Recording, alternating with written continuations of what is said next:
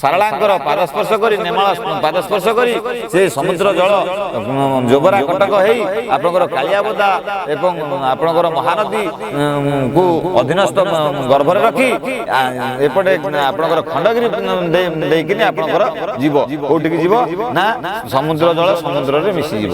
ଏପଟୁ ଆସିବ ପାରାଦୀପରୁ ଆସିବ ପୂର୍ବରୁ ଆସି ପଶ୍ଚିମ ମୁଖା ହେଇକିନି ଆପଣଙ୍କର ଦକ୍ଷିଣକୁ ଯାଇକି ଟୋଟାଲ ଏତିକ କୋଣଟାକୁ ମିଶେଇ ଦବ ଯେତେବେଳେ ମିଶେଇ ଦବ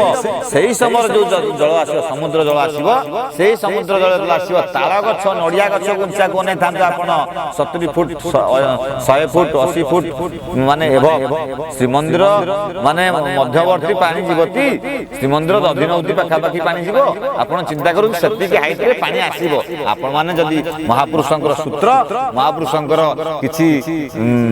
ମାନେ ଉପାଧି ମହାପୁରୁଷଙ୍କର କିଛି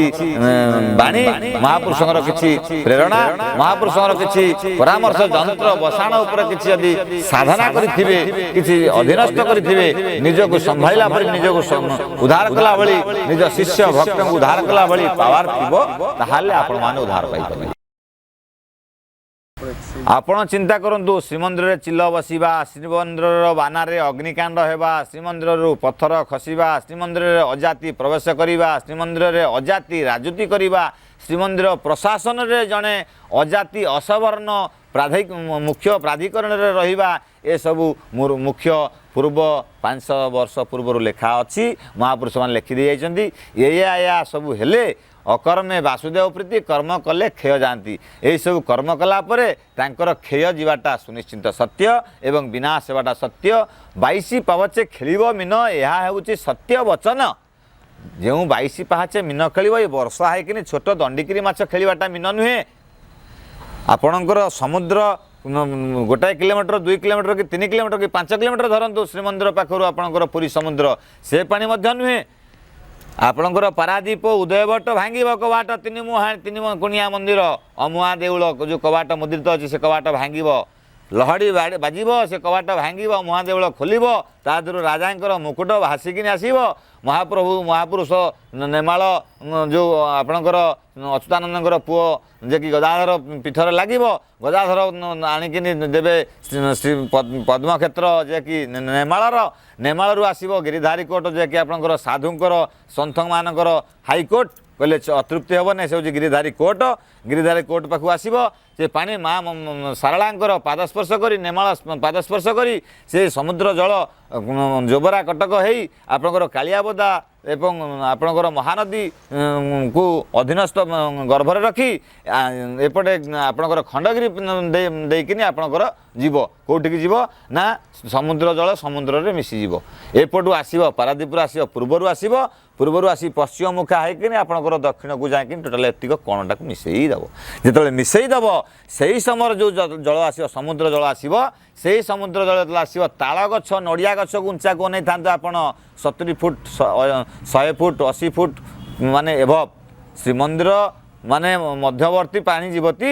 ଶ୍ରୀମନ୍ଦିର ଦଧିନଉତି ପାଖାପାଖି ପାଣି ଯିବ ଆପଣ ଚିନ୍ତା କରନ୍ତୁ ସେତିକି ହାଇଟ୍ରେ ପାଣି ଆସିବ ଆପଣମାନେ ଯଦି ମହାପୁରୁଷଙ୍କର ସୂତ୍ର ମହାପୁରୁଷଙ୍କର କିଛି ମାନେ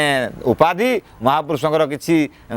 ବାଣୀ ମହାପୁରୁଷଙ୍କର କିଛି ପ୍ରେରଣା ମହାପୁରୁଷଙ୍କର କିଛି ପରାମର୍ଶ ଯନ୍ତ୍ର ବସାଣ ଉପରେ କିଛି ଯଦି ସାଧନା କରିଥିବେ କିଛି ଅଧୀନସ୍ଥ କରିଥିବେ ନିଜକୁ ସମ୍ଭାଳିଲା ପରି ନିଜକୁ ଉଦ୍ଧାର କଲା ଭଳି ନିଜ ଶିଷ୍ୟ ଭକ୍ତଙ୍କୁ ଉଦ୍ଧାର କଲା ଭଳି ପାୱାର ଥିବ ତାହେଲେ ଆପଣମାନେ ଉଦ୍ଧାର ପାଇପାରିବେ ନିଜକୁ ଉଦ୍ଧାର କରିବା ସହିତ ଅନ୍ୟ ଜଣକୁ ଉଦ୍ଧାର କରିପାରିବେ ନଚେତ ଆପଣ ସେ ଜଳରେ ମଧ୍ୟ ବିଲୋପ ହୋଇଯାଇପାରନ୍ତି ଆରେ ସରବେ ହେବେ ମେଳି ହୋଇବ ଯେ କଳି ବୋଲେ ସର୍ବେ ଯିବେ ବୋଳି କଳି ବୋଲେ ସର୍ବେ ଯିବେ ଗଳି ଦେବେ ବୋଳି କଳିକୁ ଦଳିନ ମଳି ଦେବେ ବୋଳି ମାଳିକାରେ ଗୋଟି କଳି ବାବୁ ମାଳିକା ଲେଖିଛି ଗୋଟି କଳି ମହାପୁରୁଷଙ୍କର ଯେଉଁ ଅମୂଲ୍ୟ ବାଣୀ ମହାପୁରୁଷଙ୍କର ଯେଉଁ ଅମୂଲ୍ୟ ଗାଥା ଯେ କି ଜୀବ ଉଦ୍ଧାର ହେବାର ସୂତ୍ର शिशुमुना द्वार को अनै था बाइया मन इयला पियला जोड़ी करुछि ध्यान जो आपणकर जीव एवं परम इयला पियला दुईटी द्वार दे शिशुमुना जगिछंती आपणकर सही स्थान रे आपण यातायात करुवा समय आपण जो निजकू निजे जगी पारिबे एवं जेतबेले निजर को निजे रक्षा करि पारिबे तापर अन्य जन को रखिबार सक्षम एवं सामर्थ्य हो पारिबे। श्रीमद नामाचार्य प्रेमाचार्य बाबा बायांको कथा एवं गाथा को आधार कले श्रीमद नामाचार्य प्रेमाचार्य बाबा बायांकर गोटे स्वहस्त लिखित पुस्तक अच्छी जहाँकि से पुस्तकर नाम होची बाबा बाया बाया गीता। बाया गीतार प्रथम परिच्छेद द्वितीय बोली रे उल्लेख अच्छी अरे आपे आपणा को चिन्हिले टूटी जाए वासना टूटी जाए वासना आपे आपणा को चिन्हिण हेला बाई आसीना आपे आपणार गुरु से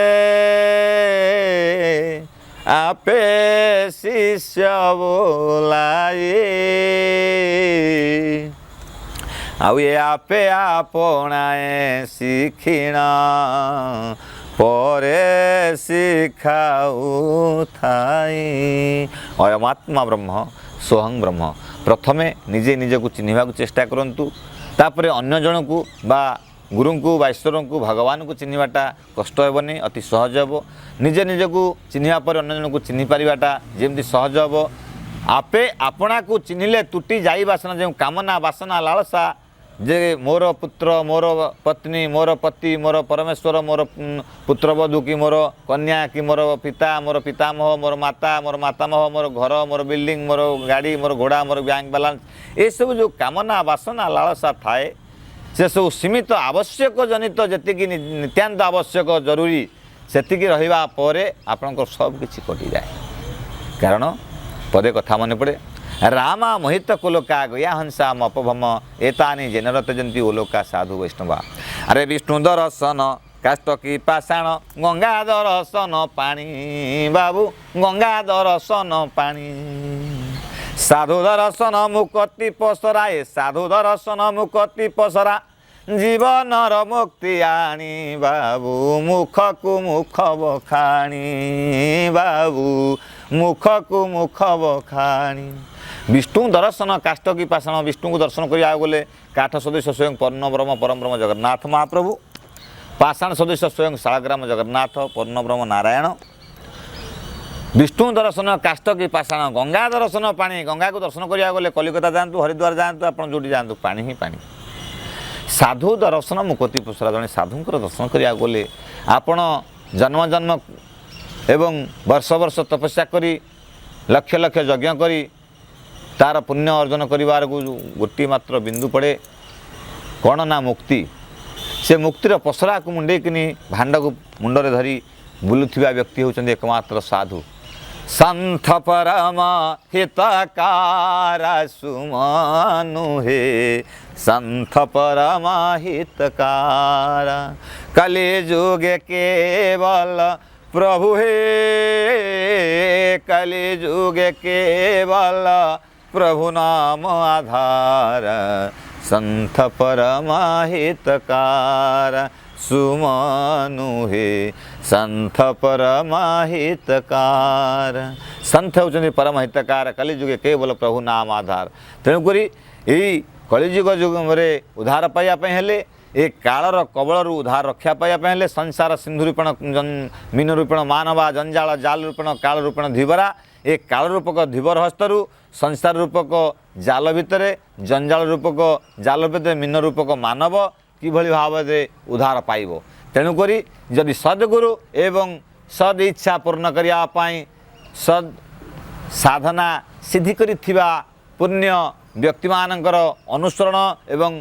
अनुध्यान करा जाए ताले निश्चिंत साफल्यमंडित होई आपणकर चलापथ कुसुमित होवा सहित आपण यथा स्थान पहुँची पारिबे।